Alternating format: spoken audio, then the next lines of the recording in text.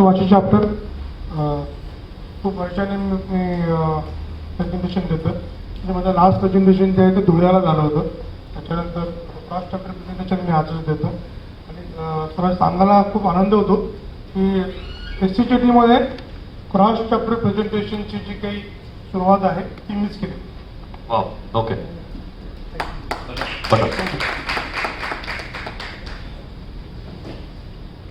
Sir मला आधी सगळ्यात पहिल्यांदा तुम्ही SCGT मध्ये कधी आलात, तुम्ही कुठल्या चॅप्टरचे मेंबर आहात ते जरा थोडंसं बॅकग्राऊंड सांगा.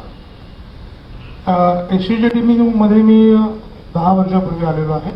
चेंबूरला एक गेट टुगेदर झालं होतं. त्या गेट टुगेदरमध्ये मी गेलो होतो आणि ज्या दिवशी गेलो त्याच दिवशी मी मेंबरशिप घेतली आणि एक 10 वर्ष मी सक्रिय आहे कुर्ला चॅप्टर बरोबर. आणि SCGTचे खूप अपडाऊन्स मी पाहिलेले आहे. म्हणजे जसं आपलं शेअर मार्केट कसं वर खाली होत असतं तसं SCGT पण खूप वर खाली होत राहिलेलं आहे आणि ते होत राहायला पाहिजे. त्यामुळे आपण जिवंत आहोत असं लक्षात राहतं आणि मी ते पाहिलं. Thank you sir. आता तुमच्या थोडक्यात तुमचा बिझनेस कसला आहे, तुमचा व्यवसाय कसला आहे त्याच्याबद्दल थोडक्यात सांगा. जसं मी सांगितलं की मी अनेक व्यवसायामध्ये आहे. फिल्म नाटक वगैरे सांगितलं मला. पण मी आज स्पेशली आलेलो आहे माझ्या जर्नल सबस्क्रिप्शन ह्या व्यवसायाबद्दलची माहिती देण्यासाठी. तर जर्नल सबस्क्रिप्शन म्हणजे काय, तर engineering, medical, dental, pharmacy, management हे सगळे जे मोठे कॉलेजेस आहेत ज्याला आपण प्रोफेशनल कॉलेजेस म्हणतो, ह्या कॉलेजमध्ये AICTE काही नियम घातले. त्या नियमामध्ये लायब्ररी हा एक महत्त्वाचा भाग आहे. जसं प्रत्येक डॉक्टर समजतात की हॉस्पिटलमध्ये पॅथॉलॉजी लॅब असायलाच पाहिजे, तशाच प्रकारे कॉलेजेसमध्ये लायब्ररी ही असायलाच पाहिजे. तर लायब्ररीमध्ये लागणारे जर्नल, जे लायब्ररीमधला कंटेंट हा नेहमी अपडेट ठेवतात. कारण की पुस्तक जे आहे ना ते वन टाइम परचेज असतं आणि जर्नल्स, मॅगझिन्स जे आहेत ना ते रेग्युलर परचेज असतं. त्याच्यामध्ये येणारा कंटेंट जो आहे तो विद्यार्थ्यांसाठी आणि HODs साठी हा नेहमीच अपडेट नॉलेज देत असतो. त्यामुळे त्यांना जर्नल, मॅगझिन्स, पिरियडिकल्स हे रेग्युलर घ्यायला लागतात आणि तेच देण्याचं काम जे आहे ते मी गेले 12 वर्ष करत आहे. माझे जे क्लायंट आहेत त्यांनी सांगितलं की महाराष्ट्र, गोवा, गुजरात, तामिळनाडू, केरळमध्ये पसरलेले आहेत. मला सांगायला पण आनंद वाटतो की मी ह्या क्षेत्रामध्ये मराठी आणि सॅटर्डे क्लब मध्ये एकटाच माणूस आहे की जो अशा प्रकारचा व्यवसाय करतो. जेव्हा की माझा व्यवसाय जो आहे त्याचा पहिला क्लायंट जो आहे जो जम्मू काश्मीरमध्ये बाबा गुलामच्या युनिव्हर्सिटी आहे आणि तमिळनाडूमध्ये श्रीकृष्ण मेडिकल कॉलेज जे आहे ते आहे. सर बिझनेस म्हटला की कुठलं तरी प्रॉडक्ट विकायचं किंवा कुठलं तरी कन्सल्टन्सी सर्व्हिसेस वगैरे अशा गोष्टी करायच्या, हे असं नॉर्मली आपण समजतो. हे काय भलतं सुरू केलं तुम्ही जर्नल सबस्क्रिप्शन? ॲक्च्युली काय झालं की मी जेव्हा नाटक सिनेमामध्ये होतो त्यावेळेला मला थोडा फीडबॅक आला आणि फीडबॅक आला तेव्हा आपण माणूस मागे काय काय केलं होतं, चुका काय काय केल्या होत्या किंवा काय काय चांगल्या गोष्टी केल्या होत्या असं देण्याचा प्रयत्न करतो. तसंच मी पण काही गोष्टी मागे मागे जात गेलो आणि मला लक्षात आलं की मी इयत्ता 8वी पासून किंवा 7वी पासून ते 10वी पर्यंत घरोघरी पेपर सर्क्युलेट करायचे. तो न्यूजपेपर सर्क्युलेशन हा माझा त्यावेळेचा अडचणीने असेल किंवा माझी पॅशन असेल.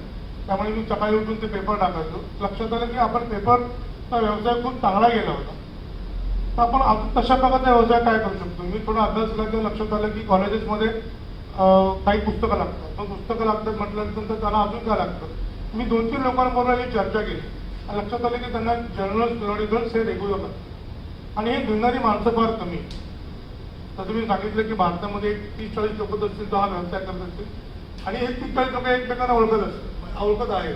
म्हणजे असं काही नाही आहे की आमच्यामध्ये फार मोठी रायवरी आहे. आम्ही असं म्हणतो की आमच्यामध्ये हेल्दी कॉम्पिटिशन. त्यामुळे मी हा व्यवसाय निवडला आणि 10 वर्षापूर्वी निवडला. जेव्हा 10,000 वरून सुरुवात केली, आज मी तो साधारणतः कोट्यावधीच्या पुढे पोहोचतो. ग्रेट. सर पण मला सांगा, आता हे जर्नल सबस्क्रिप्शनसाठी तुम्हाला कॉलेजेसमध्ये सिनियर माणसांशी किंवा कुठल्या तरी हेडशी तुम्हाला बोलावं लागत असेल, त्यांच्याबरोबर डिस्कशन करायला लागत असेल. मग त्या एवढ्या मोठ्या लोकांबरोबर डिस्कशन करताना तसं आपलं मानसिकता पण तशी पाहिजे त्या लेवलची, मग थोडंसं टेन्शन येतं का डिस्कस करताना? चांगला प्रश्न आहे. टेन्शन मला येत नाही. ॲक्च्युली टेन्शन आहे ना त्या प्रिन्सिपलला आणि लायब्ररीला त्यांनाच येत असतं. खरं बघायला गेलं काय त्यावेळेला ना आपण आहे ना 2 गोष्टीमध्ये असतो की एक विकणारा आणि एक विकत घेणारा. दुसरं कोण देऊ शकत नाही. त्यांना जर एखादं फॉरेनचं जर्नल पाहिजे असेल तर ते कमीत कमी दरात द्यावं अशी त्यांच्याकडनं मागणी असते आणि ते त्यांना टेन्शन असतं की सर जे आहेत म्हणजे ॲक्च्युली कसं आहे एज्युकेशनल मॅटरमध्ये आहे ना किंवा फील्डमध्ये इट्स ओके एज्युकेशनल फील्डमध्ये आहे ना सगळ्या जणांना एकमेकांना सर म्हणतो तर तुम्ही बघितलं असेल म्हणजे पिऊन जरी असेल तो पण सर म्हणतो आणि क्लार्क जरी असेल तो पण सर म्हणतो त्यामुळे समोरचा माणूस किंवा समोरचे जे प्रिन्सिपल आहेत ते जो आता सर जरा तुम्ही आम्हाला कमी दरात करून द्या त्यामुळे आपल्याकडे सेव असतो की आपण त्यांना खूप चांगल्या पद्धतीने सर्व्हिस देऊ शकतो. आता तुम्ही मगाशी आपण म्हटलं की तुमच्या बायोशीटमध्ये पण मी वाचलं की तुम्ही बरेच व्यवसाय करता तर मग सॅटर्डे क्लबमध्ये तुम्ही जर्नल सबस्क्रिप्शनचं प्रमोशन करायचंच का ठरवलं? ऍक्च्युली कसं सॅटेलाईट क्लबमध्ये येणारे जे लोक आहेत ना ते सगळे उच्च शिक्षित आहेत आणि त्यांना सगळ्यांनाच ते सगळेजण लायब्ररीमधून गेलेले आहेत. लक्षात आलं तर इथे पण कदाचित एक 4-5 इंजिनियर तर नक्की नाही. पुण्यामध्ये किंवा मुंबईमध्ये असं म्हणतात की टाळी वाजवा आणि बोला इंजिनियर एक 4-5 इंजिनियर तर लगेच आहेत. पण त्या सगळ्या इंजिनियरनी आपापल्या लायब्ररीमध्ये जाऊन जो काही अभ्यास केला असेल किंवा HODनं घेतला असेल तर माझी अशी रेफरन्सिंगमध्ये अशी इच्छा असते की लायब्ररियनला कनेक्ट करून त्यांनी मला द्यावं जेणेकरून माझी सर्व्हिस जी आहे ती त्यांच्या येणाऱ्या पुढच्या विद्यार्थ्यांना मी देऊ शकतो. सो साधारण सर या बिझनेसचा किती मोठा आवाका आहे म्हणजे तुम्ही किती कॉलेजेस युनिव्हर्सिटीजना जर्नल सबस्क्रिप्शन देता आणि त्याचं किती मोठं मार्केट आहे? मार्केट तर पूर्ण भारतभर आहे आणि अजून मार्केट वाढतच आहे. जसं तुम्ही आता एज्युकेशन फील्डमध्ये आहात आणि तुम्हाला युरोपमधल्या युनिव्हर्सिटीज कॉलेजेस माहिती आहे त्याच्यापेक्षा मोठं मार्केट आता भारत तयार आहे. आत्ता तरी मी फक्त 200च माझे युनिव्हर्सिटी आणि कॉलेजेस आहेत. जसं युनिव्हर्सिटी म्हणाल तर मुंबई युनिव्हर्सिटी, चंदीगड युनिव्हर्सिटी आणि पारोल युनिव्हर्सिटी हे माझे प्रायव्हेट क्लायंट आहेत.